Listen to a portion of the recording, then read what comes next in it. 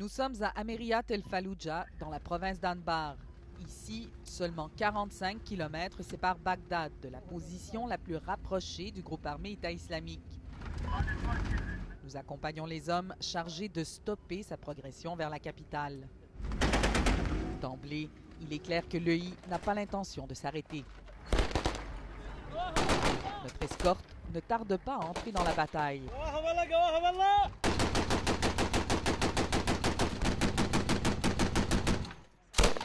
L'ennemi est proche et le barrage de tir frénétique.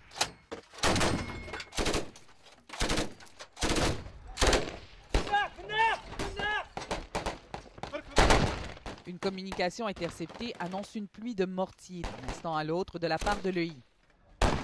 Il est temps pour tous de quitter.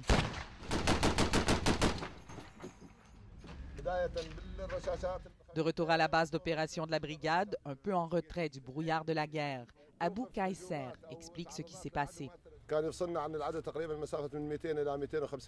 Là où nous étions, de 200 à 250 mètres nous séparaient de l'ennemi. Leurs caméras nous ont détectés et ils ont attaqué nos véhicules, croyant que nous lancions une offensive. Abou Kayser et ses hommes combattent l'EI depuis 14 mois déjà, mais ils ne font pas partie de l'armée irakienne.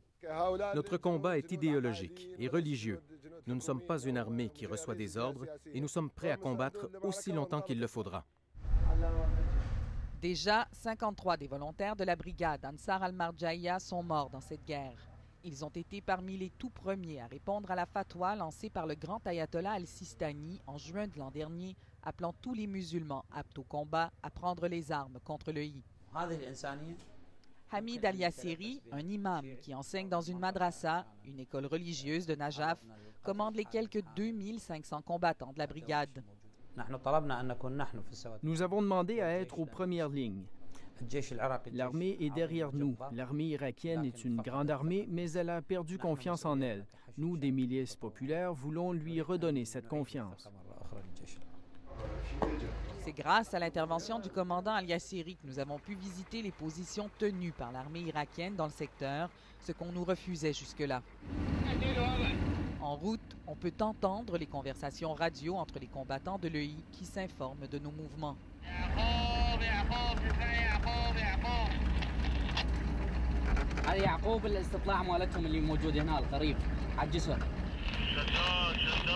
L'espion Yacoub répond.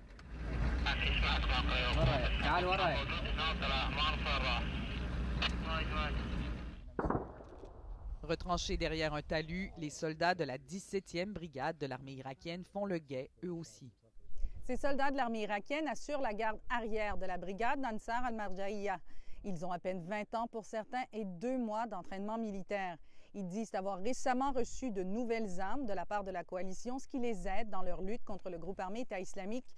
Mais comme partout où nous avons visité des positions militaires, on nous répète la même chose. Si vous voulez qu'on fasse plus et plus vite, il faut nous aider plus et plus souvent.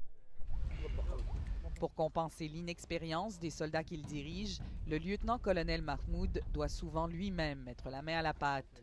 Ici, il doit intervenir pour mener une frappe ordonnée par son commandement. L'EI est un ennemi cruel. Nous avons besoin d'une volonté internationale pour l'éradiquer. Nous avons besoin de plus de frappes aériennes, de soutien logistique et d'armes sophistiquées.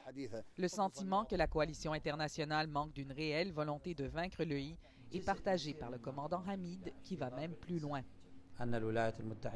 Les États-Unis veulent que la bataille se poursuive. La paix et la tranquillité ne servent pas leur intérêt. Ils veulent se retrouver au sommet de la pyramide et pour y arriver, ils ont besoin des guerres.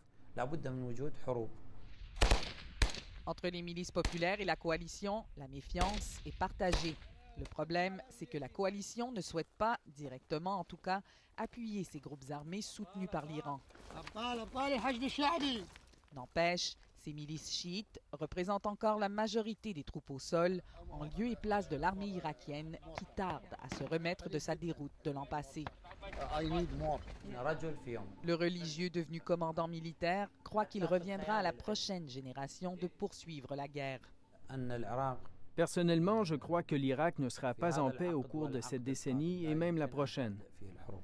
Mohamed, son fils de 8 ans qu'il garde à ses côtés, n'a jamais connu un pays en paix.